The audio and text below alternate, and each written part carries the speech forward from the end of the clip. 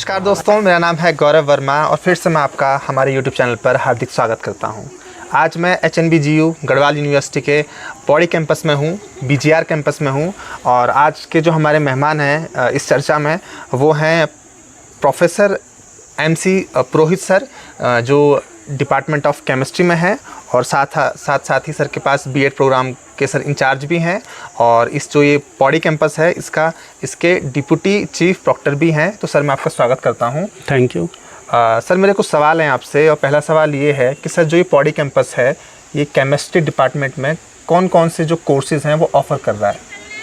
BGR campus Pauri का chemistry department सबसे बड़ा डिपार्टमेंट है और ये 3 कोर्स मेनली ऑफ़र कर रहा है यहाँ पे, जैसे BSc, MSc और PhD प्रोग्राम।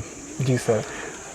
तो MSc में जो हमारा स्पेशलाइजेशन है वो ऑर्गेनिक केमिस्ट्री है, जबकि हमारे दूसरा जो मेन कैंपस है चौरास कैंपस, उसमें 3 स्पेशलाइजेशन चल रहे हैं। उसमें इनऑर्गेनिक केमिस्ट्री, ऑर्गेनिक केमिस्ट्री और फिजिकल केमिस्ट्री। सर हमारे दर्शकों को थोड़ा बताएं कि सर ऑर्गेनिक केमिस्ट्री क्या होता है? ऑर्गेनिक केमिस्ट्री में मेनली कार्बन कंपाउंड की स्टडी होती है। जैसे आप एक लेमैन के पर्पज़ से मैं बताऊं कि जैसे कोई मेडिसिन बनती है तो सारी जो मेडिसिन्स की प्रिपरेशन होती है या मैन्युफैक्चरिंग होती है वो ऑर्गेनिक केमिस्ट्री के अंदर होती है।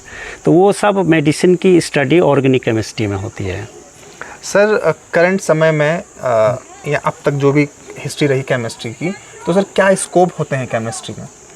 केमिस्ट्री के बहुत ही वास्ट स्कोप हैं। MSc करने के बाद मतलब जो फार्मास्यूटिकल बेस्ड इंडस्ट्री हैं वहाँ केमिस्ट्री के ही लोग जाते हैं, चाहे वो हर्बल मेडिसिन है या हर्बल पेस्टिसाइड हैं या पेस्टिसाइड्स हैं, मेडिसिन्स हैं, जितनी कंपनीज़ हैं मेडिसिन से रिलेटेड सारे ऑर्गेनिक केमिस्ट्री के लोग ही वहाँ पे जाते हैं। और मेनली मतलब हमारे स्टूडेंट भी जैसे यहाँ पे MSc करने हिमाचल से भी आते हैं, जम्मू से भी आते हैं और अन्य दूसरे स्टेट से भी आते हैं। लेकिन जब वो MSc करके निकलते हैं यहाँ से तो अपने अपने स्टेट में उनको जॉब पाने में कोई दिक्कत नहीं होती है। सर जैसे कोई छात्र है MSc केमिस्ट्री कर रहा है तो उसके पास कौन कौन सी जॉब अपॉर्चुनिटीज़ होती है, किस किस फील्ड में वो अपना जो एक्सपीरियंस है वास्ट कर सकता है? वो स्टूडेंट के ऊपर डिपेंड करता है। पहले जो स्टूडेंट MSc करता है वो ये मान के चलता है कि वो हायर एजुकेशन में जाएगा तो वो PhD प्रोग्राम को लेते हैं। कुछ लोग नेट भी कर लेते हैं उसमें हायर एजुकेशन के लिए। दूसरा कुछ साइंटिस्ट की लाइन में जाना चाहते हैं, उसमें भी बहुत सारी अपॉर्चुनिटी है। तीसरा जो कंपनीज हैं मेडिसिन की मैन्युफैक्चरिंग की कंपनी हैं उसमें भी उसकी जॉब अपॉर्चुनिटी बनी रहती है हमेशा और जाते हैं स्टूडेंट्स बहुत सारे। कोई BSc से ही चले जाते हैं, फिर MSc से तो जाते ही जाते हैं। दूसरा जॉब मेनली ये है कि यहाँ पे पहाड़ में जो यहाँ पे इंडस्ट्री नहीं है, इंडस्ट्री अगर हैं तो वो हमारे जो स्मॉल स्केल इंडस्ट्री हैं वो भी हरिद्वार में हैं, देहरादून में हैं, इधर से रुद्रपुर में हैं, पंतनगर में हैं। मेनली पहाड़ में कोई ऐसी सच कोई इंडस्ट्री नहीं है। लेकिन यहाँ पे का बच्चा ज़्यादातर एजुकेशन में जाता है। MSc के बाद वो B.Ed कर लेता है, B.Ed कर लेता है, कोई PhD कर लेता है, कोई नेट कर लेता है। तो एजुकेशन में ज़्यादा प्लेसमेंट होता है इस कैंपस से। सर आपका क्या इंटरेस्ट आया ऐसा केमिस्ट्री डिपार्टमेंट, केमिस्ट्री में सब्जेक्ट में PhD करना फिर प्रोफेसर बनना? मतलब किस चीज़ ने मोटिवेट किया आपको ऐसा केमिस्ट्री सब्जेक्ट? मुझे तो मेनली मैंने PhD इसलिए किया था कि मतलब मैं साइंटिस्ट बनूंगा। जी सर। कोई council of scientific and industrial research है जो CSIR, जी सर। तो CSIR की हमने फेलोशिप भी ली थी। जैसे इंडियन इंस्टीट्यूट ऑफ पेट्रोलियम है या आपके केमिस्ट्री से रिलेटेड बहुत सारे लैब हैं, या एक प्रसिद्ध लैब है नेशनल केमिकल लेबोरेटरी पुणे में है। तो वहाँ भी मैंने एक बार विज़िट किया था। तो वहाँ देख के ये लगता था कि मतलब हमको मतलब साइंटिस्ट की लाइन में जाना चाहिए, हमें भी कोई नया कंपाउंड सिंथेसाइज़ करना चाहिए, हमें भी कोई नई मेडिसिन सिंथेसाइज़ करनी चाहिए। तो खैर साइंटिस्ट के पर्पज़ से तो हमने पीएचडी की थी, लेकिन पीएचडी क्वालिफ़िकेशन हायर एजुकेशन के लिए भी है। तो जब आदमी धीरे धीरे कोई चीज़ नहीं हो पाती तो फर्स्ट नहीं होती तो सेकंड में जाता है, सेकंड नहीं हो पाती तो थर्ड में चला जाता है ऑटोमेटिकली। तो हम हायर एजुकेशन में आगे एज ए टीचर, और अच्छा लग रहा आज टीचिंग करने में। साथ साथ रिसर्च वर्क भी करते हैं। कई सारे बच्चे हमारे साथ नैनो टेक्नोलॉजी में वर्क कर रहे हैं, कोई नेचुरल प्रोडक्ट में वर्क कर रहे हैं, पीएचडी कर रहे हैं। जी सर।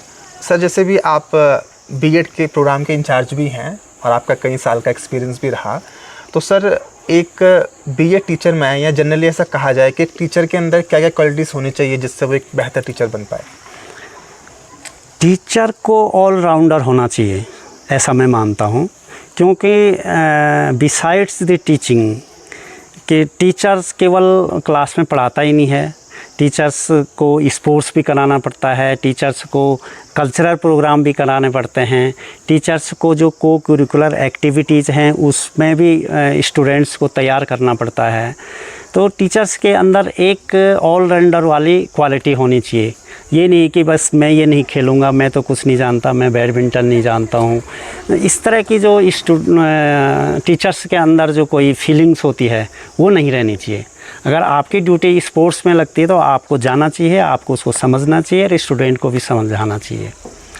मैं ये मानता हूँ कि ऑलराउंडर होना चाहिए। मतलब ऐसा कह सकते हैं कि वही बेस्ट टीचर ऐसा कह सकते हैं कि टीचर को सर्वगुण संपन्न होना चाहिए की कोशिश आवश्यकता है। जी सर। तो सर जैसे ये जो बीएड प्रोग्राम है, बीएड कोर्स है, सर ये कैसे प्रिपेयर कर रहा है भविष्य के टीचर को? बीएड कोर्स पहले बीएड जनरली 1 साल का होता था, अब यहाँ पे बीएड कोर्स 2 साल का होता है जिसमें 4 सेमेस्टर चलते हैं।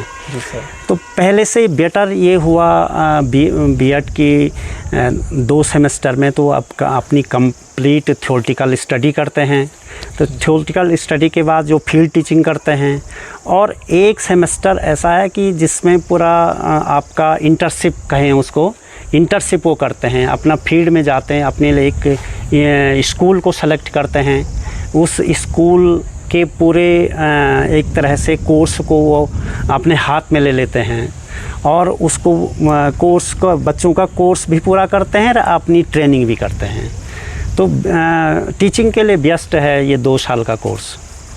सर जैसे हमारी जो एनसीएफ है या फिर वो बात करती है कि करिकुलर एक्टिविटीज़ और कोकुलर एक्टिविटीज़ दोनों से ही का ही मिला होता है ये बीएड प्रोग्राम।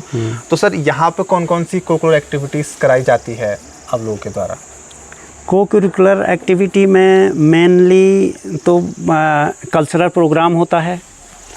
कल्चरल प्रोग्राम होता है उसमें जैसे स्टूडेंट कोई भी नाटक तैयार करते हैं, जो बर्निंग इश्यूज़ हैं, जो आज की आवश्यकता है, चाहे बीच में जैसे कोविड आया तो उसी के ऊपर लोगों ने कैसे लोगों को समझाएं, तो नुक्कड़ नाटक के माध्यम से या नाटक के माध्यम से और दूसरे कल्चरल प्रोग्राम्स के माध्यम से वो लोगों तक पहुंचाया है।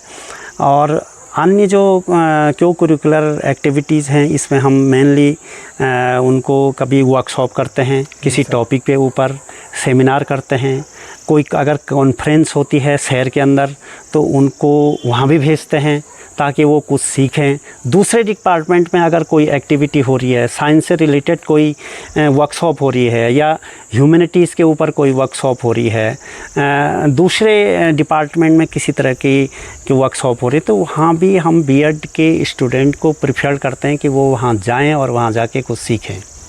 जी sir. So thank you sir, आपने हमारे साथ इतनी वार्ता की और हमें जो केमिस्ट्री और बीएड प्रोग्राम के कुछ पहलू है उस पर आपने चर्चा की हमारे साथ, आपका बहुत बहुत धन्यवाद। तो साथियों, अभी आपने केमिस्ट्री और बीएड के विषय में थोड़ी जानकारी प्राप्त करी और जानकारी देने वाले थे हमारे सर प्रोफेसर MC पुरोहित जी। सर मैं पुनः आपका धन्यवाद करता हूँ। तो साथियों, इसी तरीके से लगातार हम एजुकेशन के पर्पज़ की वीडियो बना रहे हैं, कहीं ना कहीं कोशिश कर रहे हैं कि हम आपकी हेल्प कर पाएँ। सो thank you so much. Please like share और सब्सक्राइब कीजिएगा इस चैनल को। धन्यवाद।